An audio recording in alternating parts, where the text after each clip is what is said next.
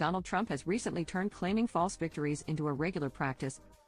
The 79-year-old former president, a self-proclaimed Nobel Peace Prize candidate, asserted he ended what he calls a war against climate change, calling it a hoax. His statements came shortly after Bill Gates softened his extreme views on global warming. "Just won the war on the climate change hoax," Trump declared on Truth Social, adding that Gates was completely wrong on the issue and praising him for admitting it.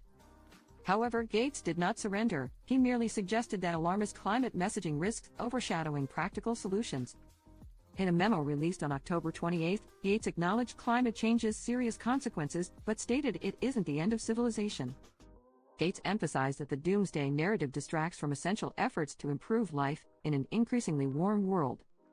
He contended that achieving zero emissions should not hinder global health and development, pointing out that climate change primarily affects the poorest, who face even greater threats from poverty and disease.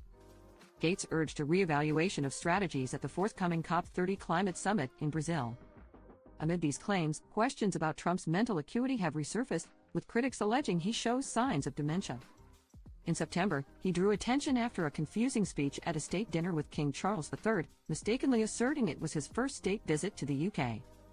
His remarks led to laughter, and he attempted to clarify his position. Trump's comments aimed to convey that this was his second official state visit, while it was the first formal state dinner for a U.S. president at Windsor Castle. Nevertheless, his assertion of being the first American leader welcomed there was erroneous, as George W. Bush, Barack Obama, Joe Biden, and Trump himself had visited Windsor Castle previously.